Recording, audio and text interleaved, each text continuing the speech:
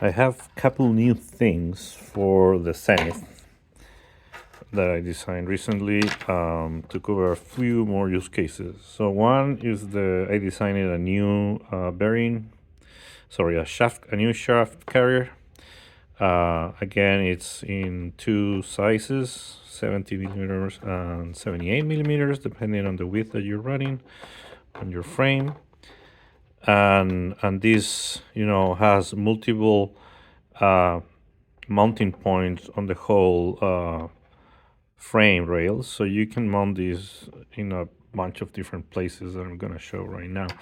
And then this is a front tray that can be used to mount electronics, even a battery. You can pass the straps through those holes. It has a bunch of holes also to mount a servo mount. So these are just servo mounts that are let me show you. These are super. It grabs super strong. So yeah, there it is. So these are two parts. These are servo mounts. So basically you have the standard servo mount there. So you can put a winch if you want. You can put a servo winch there, for example. This servo winch is really small, but anyways, you guys get the point. So it will go there, and then you can use it. So the other cool thing is two standard size holes, so it has a bunch of mounting points on the frame rails. I'm going to show that in a minute. And then it has these two big holes where you can put body posts. And in the body post, you can put like normal screws there to hold them. So it can serve multiple purposes. You can put the servo. You can put a servo winch there. You can mount it this way. You can mount it the other way, or like this, or like this. Like you have all these different combinations. That's the cool thing about being two-part. Same thing with this one. You can mount it like this if you want a lower profile. If you need more clearance with the shaft, you can mount it like that. Since this is a 3D printed part, you can flip it on your slicer, and you can make that carrier to be on the right or in the left, depending where you want it. So here I have things mounted on this prototype I'm putting together with the too low. That's the knockoff. People correct me the other day. These knockoffs are not even close to the real ones. That's what I heard. First time using one of these. So basically, if you guys see, I put the forward tray there, and there are two brackets. There's a servo mount bracket and these little pieces here, so you can pin either one. I prefer this one. It should be stronger. And then the distance between the two holes match all these holes here, so you can mount it in 4 different positions, and then you can put it backward or forward. So because the distance is standard, it fits perfectly. So if you have the axle here, you should be fine having enough space for your servo that's going to be mounted in the axle. But if you're doing servo on frame CMS here, then you could mount it upwards and backwards, and then you can have the servo mount underneath. So mount the servo underneath, so you can have all the thing backward to get more space here. So it depends a lot on the setup. It depends a lot how far away is your axle and all those things. So a ton of options basically. The lowest one clears up the motor just fine, and it's all good. Then we have the shaft carrier here. So what I do is, I was telling you guys, I buy these shafts on Amazon. It's basically a stainless steel rod. It's a 5 millimeter diameter, which is the same as the standard output of all the different transmissions out there. So then what I do is I trim one side on the corners, on the ends, and then with that you can just mount any any drive shaft that you want. Maybe this one is too long. I would cut it a bit.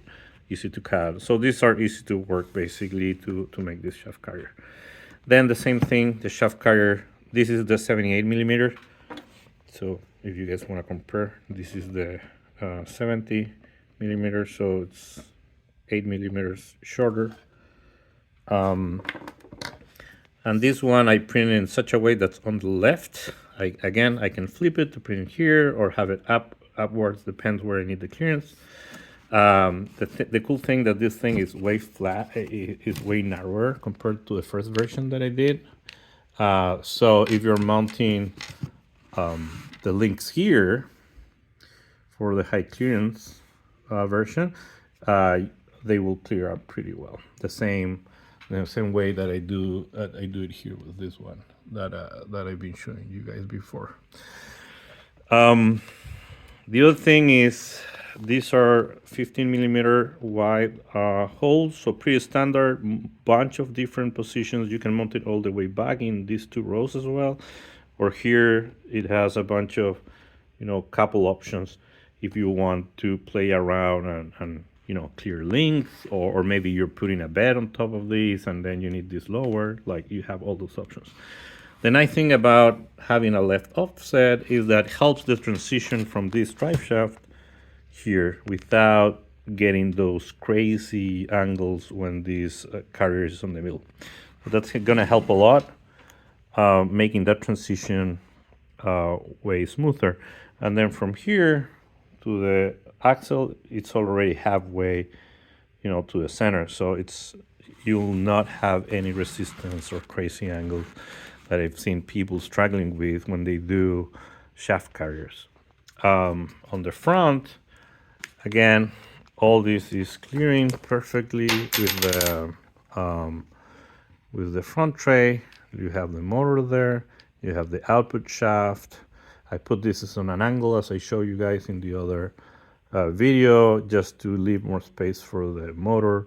I could also pull this back and put a shorter motor without angle. You have all those options. There's also a new version of these rear mount links, where you mount the links here. That's only this piece, the piece on the corner. So this whole thing is gone if you need more clearance.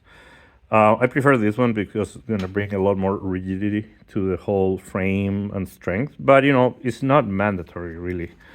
You can always put more of these rods everywhere. This front tray gives a ton of strength and stability to the frame. This is 3D printed, and it's pretty steady because it has all those brackets, all those cross members basically. Once I put this on a carbon fiber frame, this is gonna be super tough and strong. Yeah, so I just wanted to show you guys how versatile this frame is coming along. I hope you guys like it, and people keep building. The cool thing about this, being 3D printed, you can print and cut as much as you want once you have the models. And as people give me more feedback about things that they want to do with it, I can keep evolving this and make different shapes maybe, or small variations of the ZENITH.